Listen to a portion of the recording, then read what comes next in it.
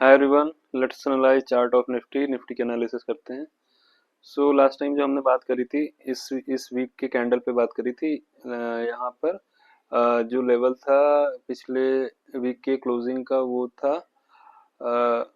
25,149, मतलब 150 के आसपास की क्लोजिंग हमें मिली थी। और हमने लास्ट टाइम बात करी थी कि ये जो ब्रेकआउट कैंडल है इसका 50% जा चुका है, एंड 50% जाने के बाद अगर फ्लैट ओपनिंग होती है और नीचे की साइड कंटिन्यू करता है तो मार्केट जो है 24,750 के आसपास तक आ सकती है। तो 24,750 के आसपास तो नहीं आई, बट जो हमें क्लोजिंग मिली है 24,968 के आसपास।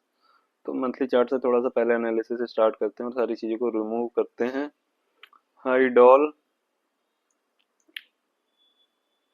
ठीक है। तो अभी आपको क्या देखना है कि ये जो पिछला मंथ है, जो जून का मंथ है, उसके क्लोजिंग के ऊपर भी मार्केट ट्रेड नहीं कर रहा है, एंड उसका जो हाई है उसके ऊपर भी मार्केट अभी तक नहीं निकल पाया है। एंड जो पिछले मंथ की कैंडल है उसका 50% जा चुका है। ऑल्दो मंथली कैंडल अभी क्लोज नहीं हुआ है, बट 50% तक यहाँ पर ये वाली कैंडल अभी खत्म हो चुकी है। तो हमें देखना है कि मंथली क्लोजिंग होती कहाँ है, उसके बाद ही डिसाइड कर सकते हैं कि मंथली का व्यू क्या बनता है। तो बट अभी सिर्फ ये ऑब्जर्व आपको करना है कि मंथली में 50% तक ये नीचे आ चुका है पिछले मंथ के कैंडल का। अब दूसरी चीज ये है कि 1, 2, 3, 4, 5, 6 हफ्ते का ब्रेकआउट हुआ था सेवेंथ वीक में ब्रेकआउट होने के बाद उस ब्रेकआउट को अगर आप देखो तो वो ब्रेकआउट फेल हो चुका है। अगर 25, वो ब्रेकआउट जो हुआ था आपका 25,100 या 200 के ऊपर आप मान सकते हो, इसके ऊपर ब्रेकआउट हुआ था, जो कि वो ब्रेकआउट फेल हो चुका है, जो कि कहीं ना कहीं आपको ये दिखाता है कि यहाँ पर बायर्स जो है ट्रैप हो गए हैं। जिन्होंने भी यहाँ पर इस ब्रेकआउट पर ट्रेड लिया होगा उनका स्टॉप लॉस इसी लेवल के आसपास होगा, तो वो कहीं ना कहीं ट्रिगर होना स्टार्ट हो चुका है। ठीक है। डेली चार्ट में अगर आप देखो तो सिर्फ कैंडल की बात अगर हम कर रहे हैं तो यहाँ पर अ, जो क्लोजिंग मिली थी पिछले वीक में, तो यहाँ पर मार्केट नीचे गई। नीचे आने के बाद मार्केट ने एक बाउंस बैक लिया विच इज 25,256 के आसपास। हमने बात करा था कि 325 के ऊपर निकलता है देन हम बुलिश व्यू बना सकते हैं, बट मार्केट ने जो हाई लगाया 25,253, और उसके बाद जो मार्केट ने लो लगाया है 24,924। तो हमने 750 की बात करी थी, इस वाले लेवल की बात करी थी। तो उसके ऑलमोस्ट मान के चलो कि एक आध 200 पॉइंट रह गया है, बट हाँ, मतलब हमारा व्यू कहीं ना कहीं करेक्ट हुआ कि नीचे अगर पिछले वीक के क्लोजिंग के नीचे अगर मार्केट सस्टेन करती है तो मार्केट के नीचे जाने के चांसेस बहुत ज़्यादा हो जाएंगे। ठीक है।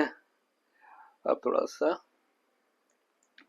अब आपको देखना क्या है, अब सबसे आपके लिए जो इम्पोर्टेंट लेवल होगा वो ये वाला लेवल होगा 25,250, या ये वाला ट्रेंड लाइन, इस वाले पॉइंट से इस वाले पॉइंट अगर आप ज्वाइन करोगे तो इसी लेवल के आसपास 250 270 के आसपास ये ट्रेंड लाइन आ रही है।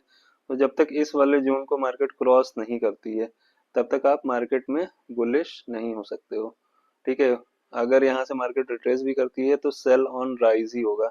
जब तक ये लेवल क्रॉस नहीं होता है 25,250 से 270 का जोन क्रॉस नहीं होता है तब तक आप मार्केट में पोजिशनली बुलिश नहीं हो सकते। पोजिशनली की बात कर रहा हूँ मैं।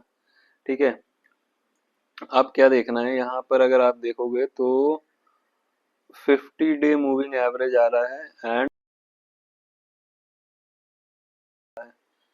ठीक है, और RSI भी 40 के आसपास यहाँ पर आने वाला है। 40 अभी जो चल रहा है 43 है।